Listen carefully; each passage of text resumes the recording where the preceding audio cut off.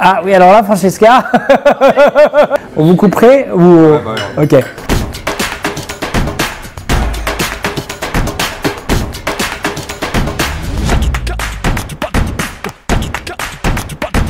À 20 ans, j'étais donc à HEC. Moi, je suis promo 1993.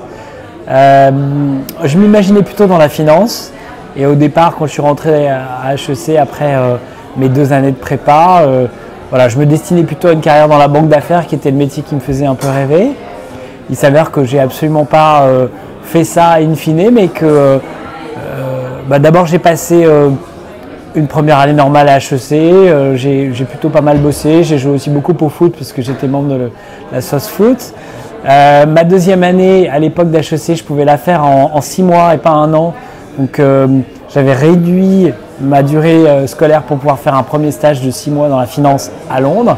J'avais bossé à l'époque chez Financière Indosuez en 1991. Et puis en 1992-13, ma dernière année d'HEC, j'ai pu la faire à Columbia University, où j'ai pu bosser dans le MBA en 2e année. Et je suis allé bosser à New York, à la Société Générale, où j'ai fait de la finance pendant 2 ans.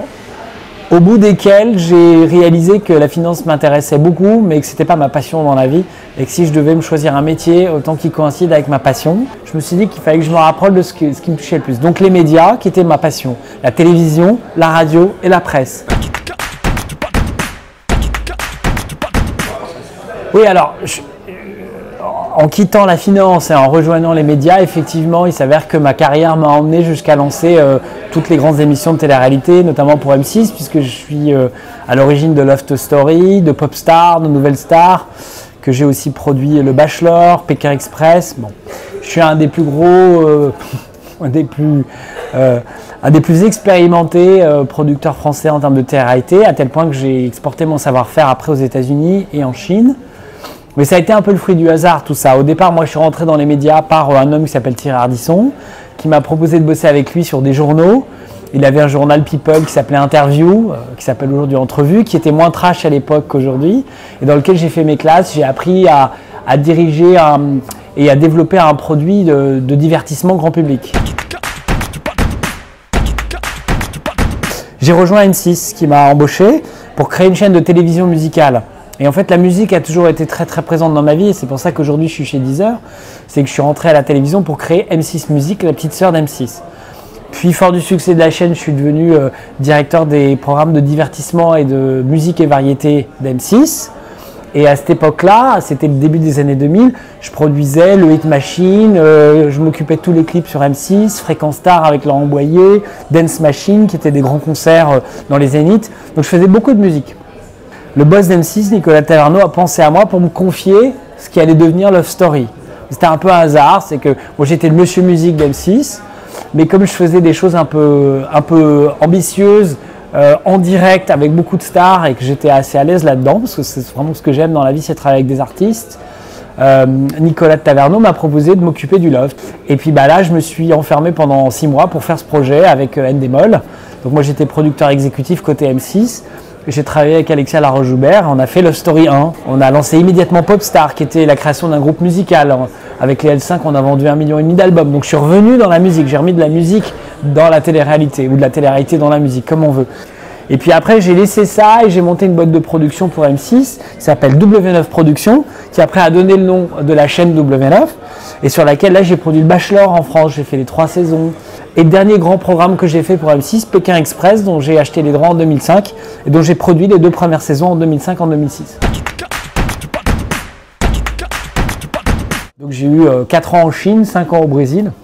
Et c'est en fait en revenant de Chine que je suis allé voir les équipes de Deezer pour leur proposer de monter Deezer en Chine, tout simplement.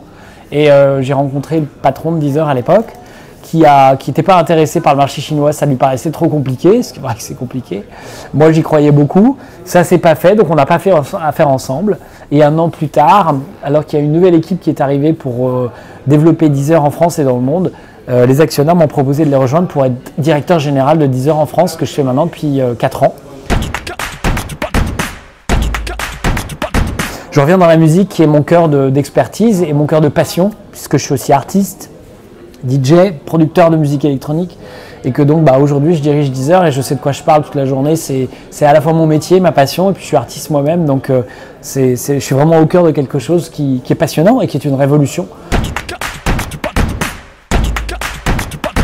L'enjeu du streaming, et moi mon enjeu en tant que directeur général de cette entreprise en France, c'est de faire croître ma base d'abonnés. Pour faire croître ma base d'abonnés, je dois parler à des gens qui sont passionnés de musique, leur expliquer mon produit et essayer de leur donner envie de s'abonner.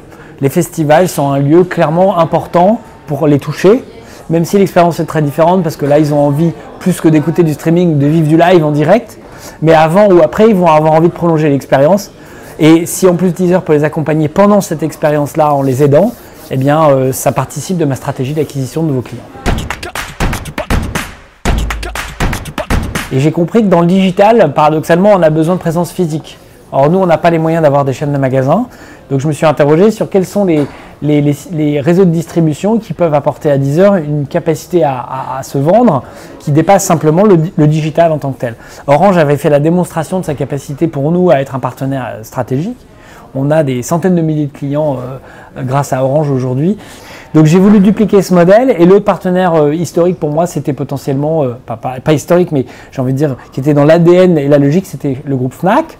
Fnac avait son propre service de streaming, donc nous étions concurrents, et Fnac vend encore beaucoup de CD, donc ils pouvaient nous voir doublement comme concurrents.